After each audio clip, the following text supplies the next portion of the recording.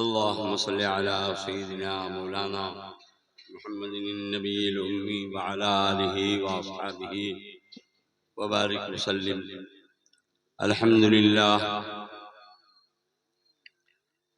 لله كفى والصلاة والسلام على نبيه الحبيب المصطفى. أما بعد، فأعوذ بالله من الشيطان الرجيم. بسم الله الرحمن الرحيم. يرفع الله الذين آمنوا منكم والذين أوتوا العلم درجات.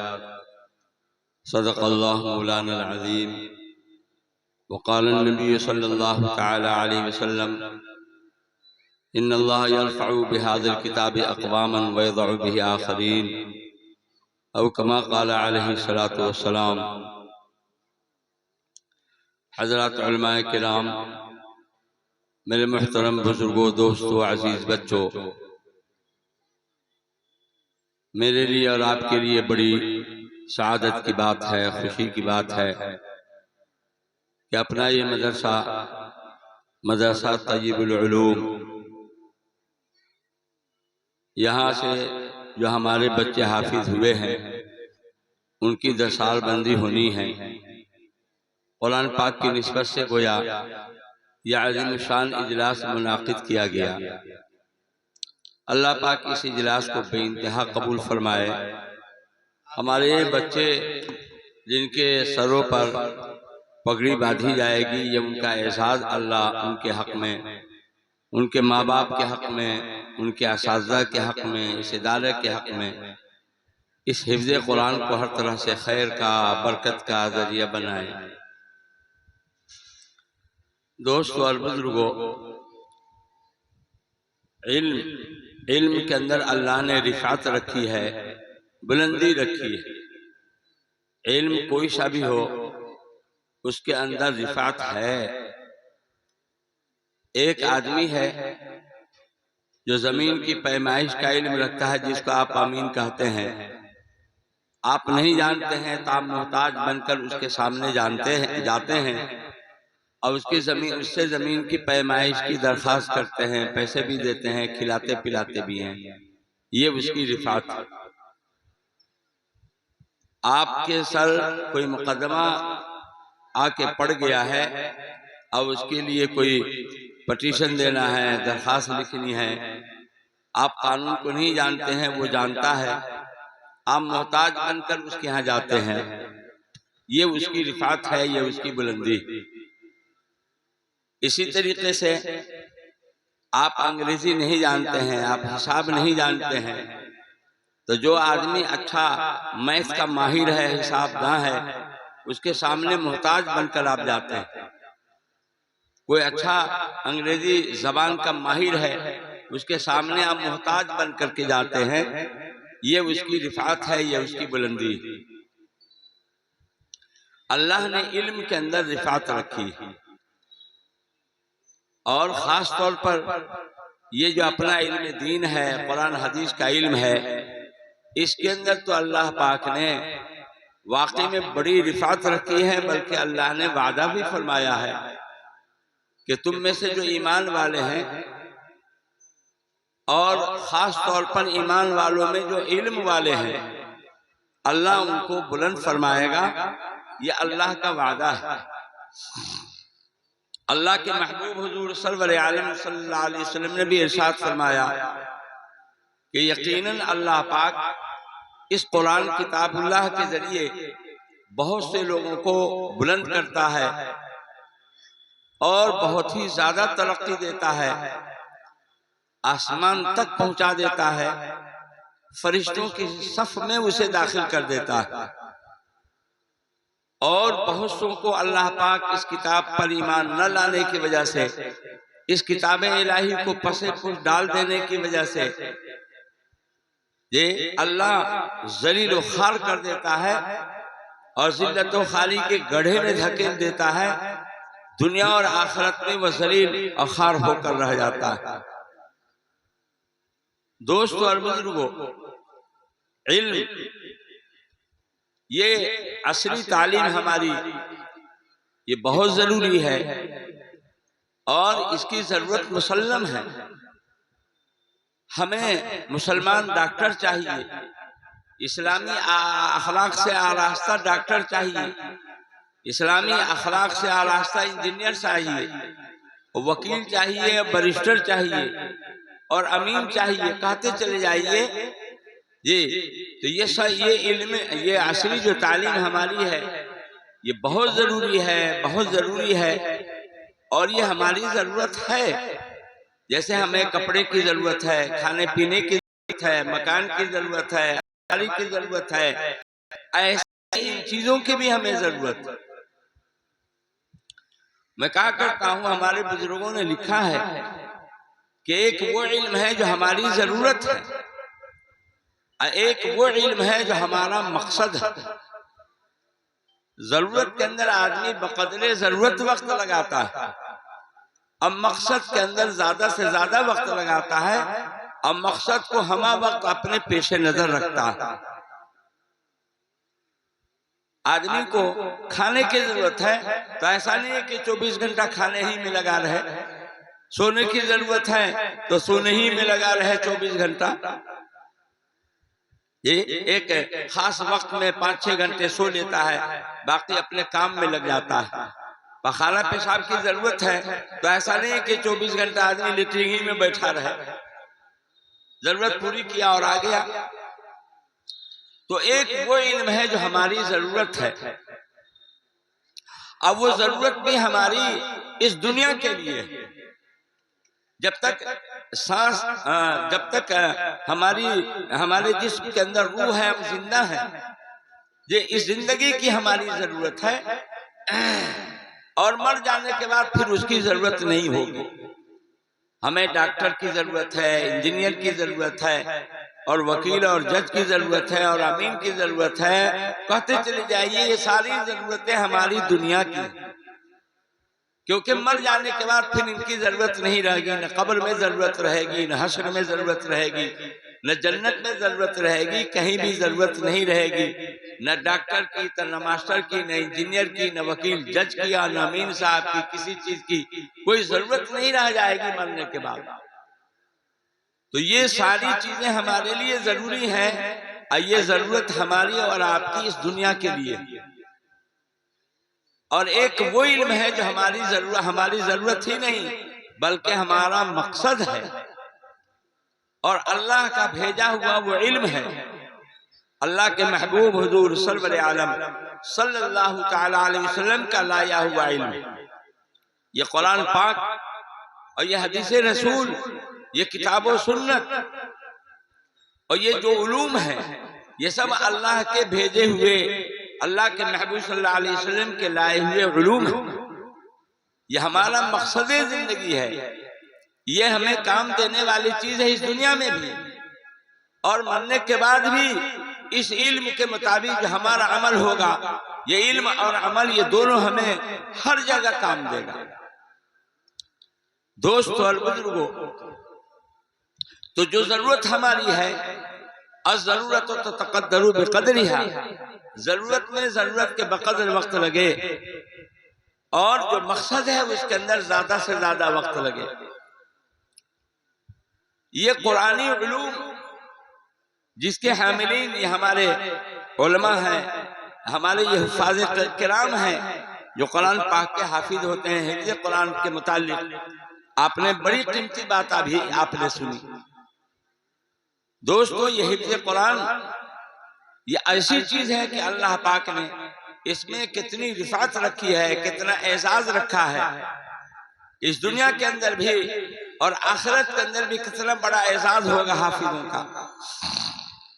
جی، اس دنیا کے اندر اعزاز یہ ہے کہ آج ہماری اس عظیم الشان اجلاس کے دلہا ہمارے یہی حافظ بچے ہیں ہمارے، جن کے سروں پر ہم دستار باندھیں گے اور گویا یہ ان کا اعزاز ہوا۔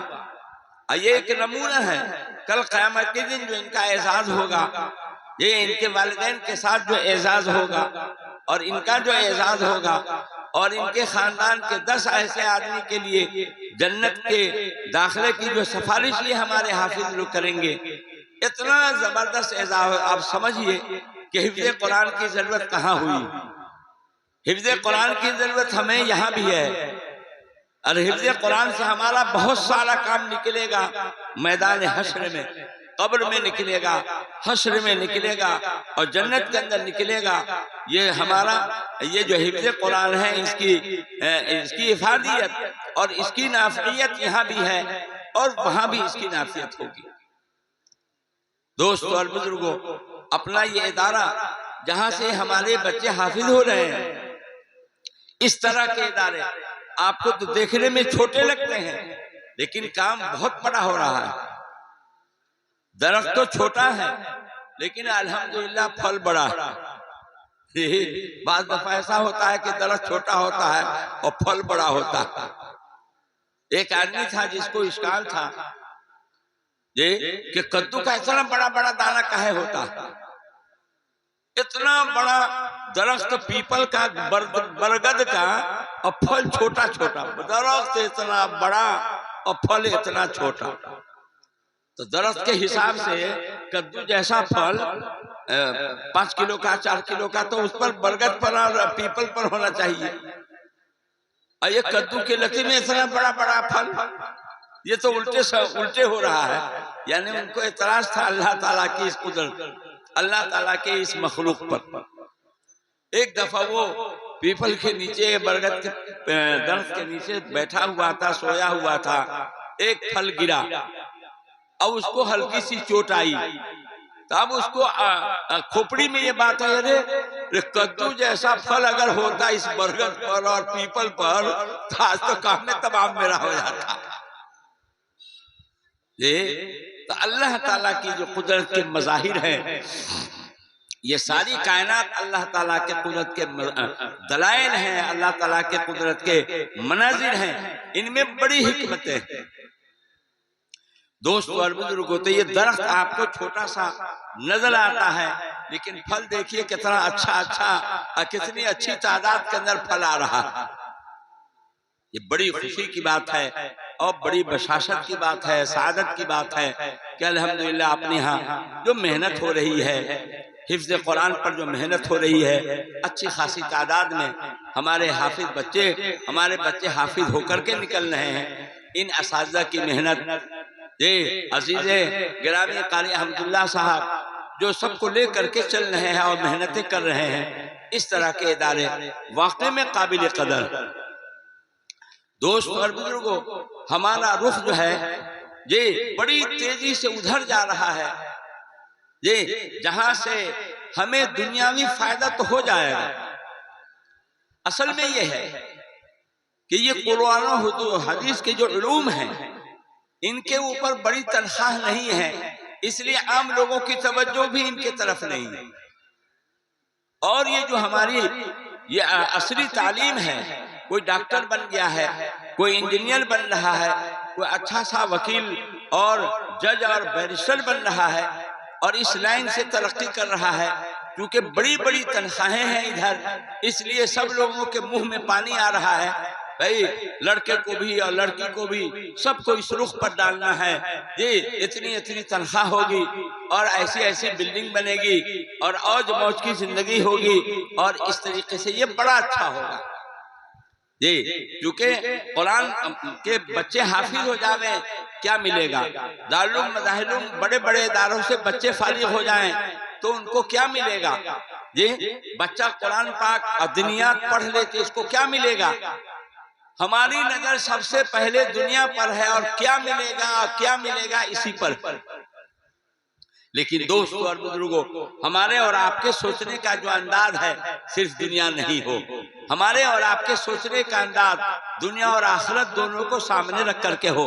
ہم آپ دعا مانگتے ہیں، ربنا آتنا فی الدنیا حسنہ وفی الآخرۃ حسنہ وقنا عذاب النار۔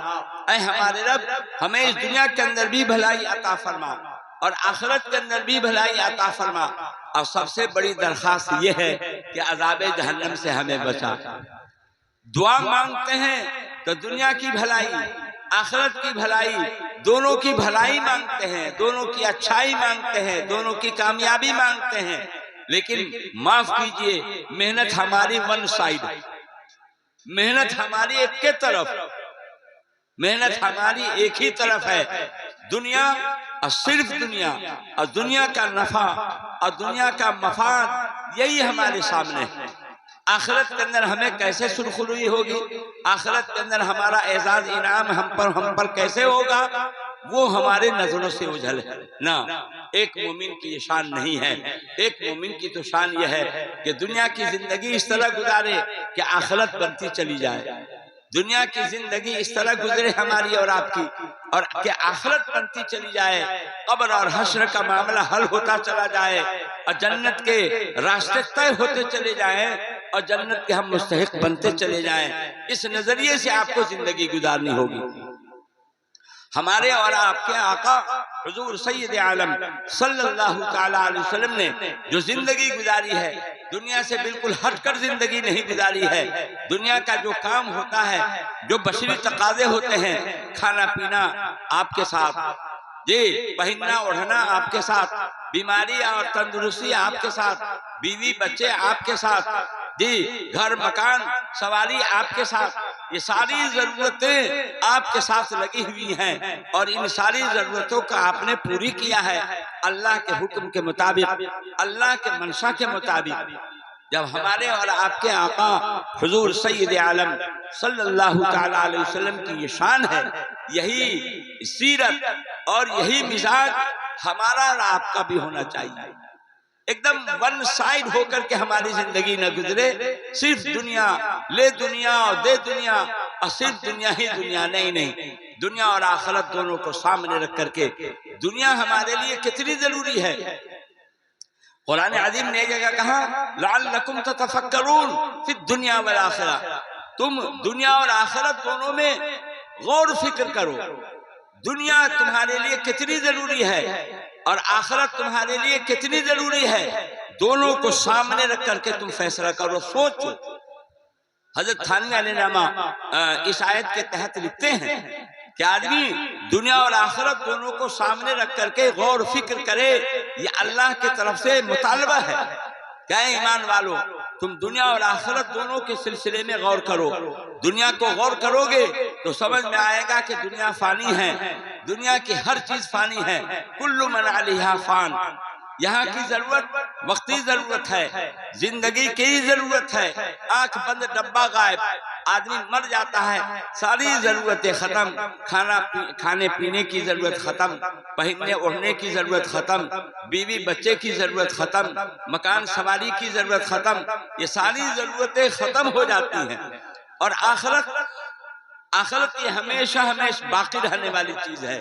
جی آدمی سمجھتا ہے کہ مر گیا، نہیں مرا نہیں، جی وہ منتقل ہو گیا ہے، اس لیے آپ کہتے ہیں فلاں آدمی انتقال کر گئے، کیا کہتے ہیں فلاں صاحب انتقال کر گئے۔ انتقال کا مطلب یہ ہوا کہ ایک دنیا سے دوسرے دنیا کے طرف چلے گئے، یہ دنیا کے اندر تھے، اب یہاں سے منتقل ہو کر کے ان کے آخرت کا سفر شروع ہو گیا۔ من مات فقط قامت قیامتہ، جو آدمی مر جاتا ہے اس کی قیامت، اس کی آخرت یہیں سے شروع ہو گئی۔ اب قبر سے لوٹ کر کے دنیا میں نہیں آئے گا، قبر سے آگے جائے گا، قبر میں کتنا برس سویا رہے گا، اس کا ہم تصور بھی نہیں کر سکتے، کتنے ہزار برس یہ قبر میں رہے گا۔ وہاں سے پھر حشر کے اندر جمع ہوگا، اور حشر کا زمانہ 50,000 برس کا، 1,000 برس کا، اور حشر کا جو زمانہ ہے نفسی کا عالم ہوگا۔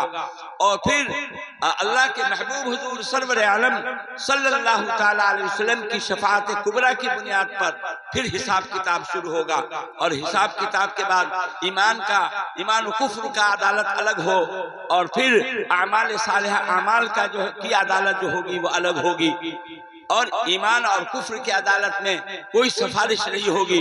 کہہ دیا جائے گا وَامْتَازُوا الْيَوْمَ أَيُّهَا الْمُجْرِمُونَ، اے مجرموں کفر شرک کرنے والوں چھٹ جاؤ، یہ دنیا نہیں ہے کہ گٹبٹ زندگی گزار رہے تھے، چھٹ جاؤ، چھانٹ کر کے بالکل سب کو جہنم میں ڈال دیا جائے گا۔ کفر شرک کرنے والوں کے سلسلے میں کوئی سفارش نہیں ہوگی، نہ کسی نبی کی ہمت ہوگی، نہ کسی ولی کی ہمت ہوگی، نہ کسی شہید کی، نہ کسی فرشتے کی ہمت ہوگی کہ کفر شرک کرنے والوں کے بارے میں ایک یہ جملہ کہہ سکیں کہ اللہ ان کو بخش دیجیے۔ کیونکہ اللہ کا صاف اعلان ہے ان اللہ لا یغفر ان یشرک بہ ویغفر ما دون ذلک لمن یشاء، اللہ کفر شرک کو معاف نہیں کرے گا، کبھی نہیں معاف کرے گا۔ اور کفر شرک کے علاوہ جو گناہ ہیں اللہ جس کی چاہے گا مغفرت کرے گا اور جس کو چاہے گا عذاب دے گا، یہ اس کی مرضی ہوگی۔ لیکن کفر شرک کے بارے میں طے ہے کہ اللہ کفر شرک کو کبھی بھی معاف نہیں کرے گا۔ اور پھر حساب کتاب کے بعد جو جنت میں جائے گا ہمیشہ کے لیے اور جو جہنم میں جائے گا ہمیشہ کے لیے۔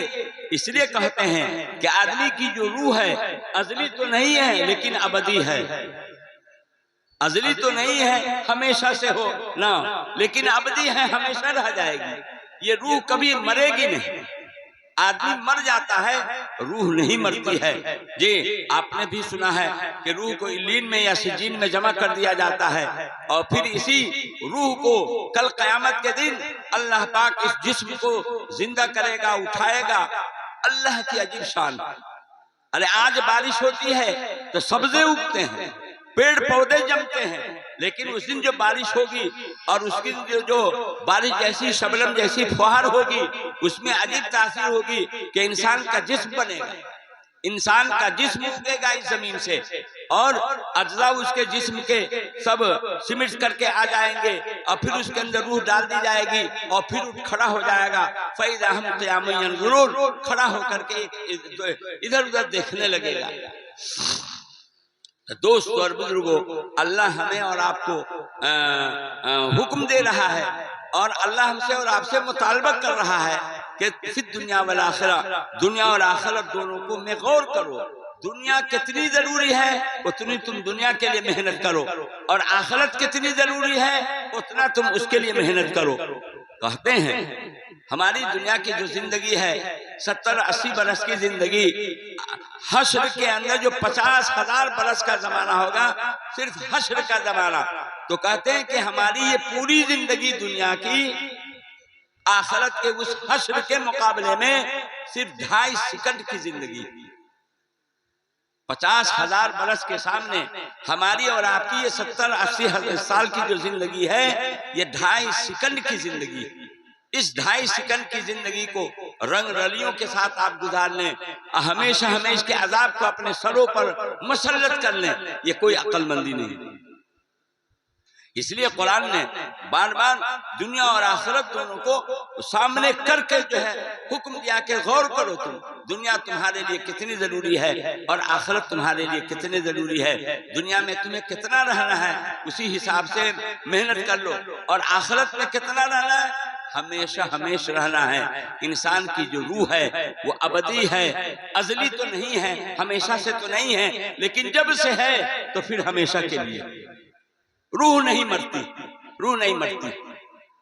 تو دوستو اور بزرگوں، میں نے عرض کیا کہ ایک تو وہ علم ہے جو ہماری اور آپ کی ضرورت ہے، اور صرف اس دنیا کی ضرورت ہے، اور پھر اس علم کی ہمیں مرنے کے بعد کوئی ضرورت ہی نہیں رہ جائے گی۔ اور ایک وہ علم ہے اللہ کا بھیجا ہوا، اللہ کے محبوب صلی اللہ علیہ وسلم کا لایا ہوا علم ہے، وہ ہمیشہ کے لیے ہمیں یہاں بھی کام دے رہا ہے، کل قیامت کے دن ہمیں یہی علم کام دے گا، اور اس کے مطابق جو ہمارا اور آپ کا عمل ہوگا وہ کام دے گا۔ سعادت مند ہیں وہ لوگ جو اپنے بچوں کو دینیات کا، میں تو کہا کرتا ہوں آپ کے بچے ہوں یا بچیاں ہوں، یہ 4-5 سال کی عمر کے ہو جائیں تو اپنے محلے کے مکتبوں میں آنکھ بند کر کے اس کو ڈالیں اور ضروریات دین کا علم ان کو دلوا دیں، اور پھر آگے چل کے اگر آپ کو شوق ہے کہ ڈاکٹر بناویں اور انجینئر بناویں اور وکیل اور جج بناویں، شوق سے آپ بناویں، لیکن پہلے ان بچوں کو بچیوں کو مسلمان تو بنا لیں۔ جب تک یہ اسلام نہیں اور ان کے دل میں اللہ کا خوف نہیں، تو آپ نے سنا کہ ارتداد کا ایک دور چل رہا ہے، اور بے دھڑک آنکھ بند کر کے ہماری یہ لڑکیاں، اور لڑکیاں کا قصور تو زیادہ ہے، ہمارے لڑکے بھی بددین ہوتے چلے جا رہے ہیں، اسلام سے ایمان سے ہٹ کر کے یہ شادیاں کرتے چلے جا رہے ہیں۔ ان کو آخرت کی کوئی پرواہ نہیں ہے کہ اگر وہ کفر میں چلے گئے، مرتد ہو گئے، کفر میں چلے گئے تو ان کے قبر کا کیا ہوگا، حشر کا کیا ہوگا، اور پھر آخرت کے اندر جو فیصلہ ہوگا اس فیصلے کا کیا ہوگا، کوئی ڈر بھے نہیں، کوئی اللہ کا خوف نہیں۔ یہ اللہ کا خوف پیدا ہوگا تو کیسے ہوگا؟ اللہ کی خشیت پیدا ہوگی تو کیسے پیدا ہوگی؟ جب تک قرآن اور حدیث کو اور ضروریات دین کو، یہ جو اصل بنیادی عقائد ہیں، ہم اپنے ان بچے اور بچیوں کو اس سے واقف نہیں کرائیں گے، جب تک ان کے دل میں اللہ کی ذات کی ہیبت، اللہ کا رعب، اللہ تعالیٰ کی زبردست جو قادر ہے وہ، اور زبردست جو عالم ہے وہ، پوری کائنات کا خالق و مالک ہے، ان کی عظمت ہیبت کیسے پیدا ہوگی؟ اللہ کے محبوب حضور سرور عالم صلی اللہ تعالی علیہ وسلم کی سچی محبت اور عظمت کیسے پیدا ہوگی؟ جب اللہ کی عظمت رائی آ جائے گی، ایمان کی قیمت معلوم ہو جائے گی کہ ذرہ برابر رائی کے برابر بھی ایمان ہوگا تو اس دنیا سے 10 گنی بڑی جنت اللہ دے گا، اور اگر کفر شرک آ گیا تو پھر کبھی بھی بخشائش نہیں ہوگی۔ جب اس طرح کی بات ان کے دلوں میں بیٹھائی جائے، بچے کے اندر جو علم آتا ہے، یہ کہتے ہیں العلم فی الصغر کالنقش فی الحجر، یہ پتھر کے اندر جیسے آپ نقش کر دیتے ہیں انمٹ ہوتا ہے، ایسے ہی بچپن کا جو علم ہوتا ہے وہ انمٹ ہوتا ہے۔ بچے کے دل میں سب سے پہلے جو بات جاتی ہے وہ گھر کر جاتی ہے۔ حضرت مولانا اسد مدنی رحمت اللہ علیہ ایک دفعہ ایک جلسے میں جنوب ہند کے کسی حلقے میں گئے، ناشتہ چائے کے لیے بیٹھے ہوئے تھے۔ ایک صاحب نے کہا کہ حضرت یہاں فلاں حاجی صاحب ہیں، ان کا پوتا فلاں کنوینٹ میں جاتا ہے پڑھنے۔ ایک دن وہ بچہ آیا تو حاجی صاحب نے اپنے پوتے سے کہا بیٹے ہاتھ دھو کر کے دائیں ہاتھ سے اللہ کا نام لے کر کے کھانا چاہیے۔ تو ان کا پوتا کہتا ہے کہ دادا جان ہمارے سر نے بتلایا ہے کہ باپ بیٹا کا نام لے کر کے کھانا چاہیے۔ باپ بیٹا نہ سمجھا، یعنی حضرت عیسیٰ علیہ السلام کو عیسائی لوگ، نصرانی لوگ حضرت عیسیٰ کو بیٹا کہتے ہیں اور اللہ کو جو ہے اب باپ کہتے ہیں، یعنی اب باپ جو ہوئے اللہ، اب بیٹا حضرت عیسیٰ، تو باپ اور بیٹے کے نام سے کھانا چاہیے۔ وہ کمسن بچہ کہتا ہے کہ میرے سر نے یہ کہا۔ یہ ہے وہ بات جو دل میں گھر کر جاتا ہے۔ بڑا بتلائیے کہ عصری تعلیم تو ہمارے لیے ضروری ہے، لیکن ہم اپنے بچوں بچیوں کو ایسی جگہ بھیجیں جہاں ذہنی ارتداد کا شکار نہ ہو، فکری طور پر وہ مرتد، سوچنے سمجھنے کے اعتبار سے مرتد ہوتے نہ چلے جائیں، اسلام ان کا، ایمان ان کا قائم رہے، برقرار رہے۔ اور اب تو حالات اس طرح بگڑتے جا رہے ہیں، ہم لوگ کنواں جہاں ہیں آئے دن اس طرح کا معاملہ، کوئی دن خالی نہیں جاتا ہے جہاں اس طرح کا معاملہ لے کر کے نہیں آئے کہ مولانا میری لڑکی جو ہے 1 مہینے سے غائب ہے، میری بہن چلی گئی ہے، اور ایسا ہو گیا ہے۔ اور سب میں یہی بات آتی ہے کہ وہ ایک کے ساتھ جاتے تھے اسکول کالج پڑھنے، آتے جاتے محبت ہو گئی اور پھر ایسا ہو گیا۔ موبائل سے بات ہوتی تھی اور موبائل سے بات ہوتے ہوتے گہرا تعلق ہو گیا اور پھر اور راہ فرار اختیار کر کے چلے گئے۔ اور یہ محبت جو ہے حب کا شیء یعمی و یسم، آدمی کو کسی چیز کی محبت جو ہے اندھا بہرا بنا دیتی ہے۔ وہ نہیں دیکھتا ہے، وہ لڑکیاں نہیں دیکھتی ہیں کہ لڑکے کی کیا حیثیت ہے، ذات برادری کے اعتبار سے نہیں اور ایمان اور کفر کے اعتبار سے نہیں، کچھ نہیں وہ سوچتی ہیں۔ آنکھ بند کر کے ایسے واقعات خود آپ کے سیتامڑھی کے نام نہیں لیں گے، کر لیا اور ماں باپ زیادہ لڑا، ہمارے ماں باپ نہیں، لو میرج کر لیا۔ عدالت میں جب ماں باپ حاضر ہوتے ہیں تو صاف وہ لڑکی کہتی ہے کہ نہ یہ میرے ماں باپ نے، ہم تو ان کو پہچانتے بھی نہیں۔ یہ قصور اس لڑکی کا ہے، لیکن اس لڑکی کے سے زیادہ ماں باپ کا قصور ہے۔ اولاً تو دینی تعلیم دلوایا نہیں، اور دوسری بات یہ ہے کہ ایسی جگہوں میں تعلیم دلوایا کہ جہاں آنے جانے میں اور کلاس روم میں بیٹھنے میں سب میں خلط ملط گڈھمڈ رہے، کیا ہوگا؟ نفس اور شیطان ہر ایک کے ساتھ ہے۔ جب شیطان دعویٰ کرتا ہے کہ اگر ایک کوٹھی میں حضرت حسن بصری اور رابعہ بصریہ جمع ہو جائیں تو دونوں کا منہ میں کالا کر سکتا ہوں، یہ ٹھوک بجا کے کہتا جب نفس شیطان ہر ایک کے ساتھ ہے، اب پسند کی بات ہے اور بری اور شہوت کی نظر سے دیکھنے کی دیر ہے، اور پھر تو آگے تعلقات قائم ہوتے چلے جاتے ہیں، اور ایسی ایسی تدبیر کر کے مرتد ہو جائے، کفر شرک اختیار کر لے، کچھ ہو جائے، آنکھ بند کر کے وہی محبت آدمی کو اندھا بنا دیتی ہے۔ یہ اس لیے دوستو اور بزرگوں، خود آپ ضلع سیتامڑھی کا اگر جائزہ لیں اور آپ کو اپنے علماء سے رپورٹ سنیں تو آپ کو حیرت ہوگی کہ کتنی تیزی کے ساتھ یہ بچیاں مرتد ہو رہی ہیں۔ بات آئی کہ ایک آدمی مرتد ہوتا ہے تو سب آدمی کو فکر مند ہونا چاہیے، لیکن کوئی فکر نہیں، کوئی فکر نہیں، ہم ہو یا آپ ہوں جی، لیکن کوئی اس کا ٹینشن نہیں ہے۔ اس لیے دوستو اور بزرگوں، اس کے لیے گہرائی سے سوچنا ہوگا جی۔ اور سب سے بنیادی چیز یہ ہے کہ ہمارے جو اس طرح کے مدرسے ہیں، مکاتب ہیں، ان کے اندر بنیادی تعلیم اپنے بچوں اور بچیوں کو دلواویں، ان کی تربیت کریں۔ تربیت بہت بنیادی چیز، نگرانی رکھیں۔ یہ لڑکا ہو یا لڑکی گھر سے آپ کی اجازت کے بغیر غائب ہے تو کیوں گئے، کہاں گیا، لڑکی کہاں گئی، لڑکے کہاں گئے، اس پر آپ نظر رکھیں۔ یہ ہے نگرانی، نظر رکھیں۔ اب پوچھ تاچھ بھی کریں، بابو کہاں گئے تھے، اتنی دیر ہو گئی۔ اور لڑکیوں پر تو خاص آپ کی نظر ہو، مار پیٹ نہ ہو، سمجھانا بجھانا ہو، اللہ کا خوف اور ڈر دلانا ہو۔ کیا کر سکتے ہیں، اتنا تو کریں، اور ایسی جگہوں پر تعلیم دلواویں جہاں ان کی عزت و ناموس محفوظ ہو۔ یہ اور ایسا نہ ہو کہ عزت بھی پامال ہو جائے اور دین ایمان بھی برباد ہو جائے، ایسی شکل نہ پیدا ہو۔ دوستو اور بزرگوں، میں نے شروع میں عرض کیا کہ اللہ پاک نے علم دین میں بڑی رفعت رکھی ہے، بڑا تفوق رکھا ہے، اور بہت ہی ترقی رکھی ہے۔ دنیا اور آخرت کی کامیابی اسی پر منحصر ہے۔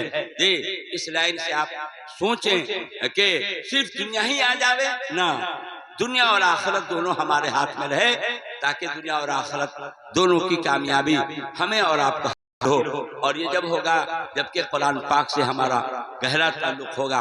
اپنے بچوں کو حافظ ضرور بناویں، بھائیوں کو بناویں، بھتیجوں کو بناویں، پوتوں کو بناویں، نواسوں کو بناویں، لیکن کوئی تو آپ کے خاندان میں حافظ ہو جاوے جو آپ کے نجات کا ذریعہ بن جائے کل قیامت کے دن۔ اور یہ ذہن میں رکھیے، حفظ قرآن کے بعد اللہ پاک دل و دماغ کو کھول دیتا ہے، اور حفظ قرآن کی برکت سے وہ بچہ بہت تیز نکلتا ہے، بہت تیز نکلتا ہے۔ چند سال پہلے علی گڑھ یونیورسٹی میں جو بچے پوزیشن انسٹیٹیوٹ کیا، ان بچوں کی تحقیق کی گئی کہ ان بچوں نے شروع میں کہاں پڑھا، غضب کا ذہن اور یادداشت حافظہ اتنا مضبوط، یہ ان بچوں نے کہاں پڑھا۔ ان میں سے زیادہ تر بچے وہ نکلے جنہوں نے شروع میں حفظ قرآن کیا تھا اور بعد میں اس لائن میں پڑھے تھے، تو حفظ قرآن کی برکت سے اللہ پاک نے ان کے دل و دماغ کو اتنا کھول دیا، ان کے حافظہ کو اتنا مضبوط کر دیا کہ سب سے آگے بڑھ گئے۔ حفظ قرآن کی برکت کو آپ محسوس کریں گے اس دنیا کے اندر بھی اور آخرت کے اندر بھی۔ اللہ پاک ہم سب کو کہنے سننے سے زیادہ عمل کی توفیق نصیب فرمائے۔ مجھے ایک دوسری جگہ جانا ہے، اس لیے قاری صاحب سے بھی معذرت کیا سبھی مدرسے اپنے ہم لوگ کیا کریں، تقاضے اتنے ہیں، اور بہت خوشی کی بات ہے ہم سب کے مخدوم حضرت مولانا مفتی عبدالرشید صاحب دامت برکاتہم تشریف رکھتے ہیں، ہمارے حضرت حکیم صاحب ہیں، اور بڑے ہمارے یہ اکابر سب موجود ہیں، انشاءاللہ ان کی باتوں کو سنیں۔ اللہ پاک ہم سب کے کہنے سننے سے زیادہ ہم سب کو عمل کی توفیق نصیب فرمائے، ادارے کو قبولیت نصیب فرمائے، جو ضروریات ہے اللہ غیب سے ان کا انتظام فرمائے، اور اخلاص کے ساتھ، محنت کے ساتھ، محبت کے ساتھ ان سب کو ہم سب کو کام کرنے کی ہمت دے، توفیق دے۔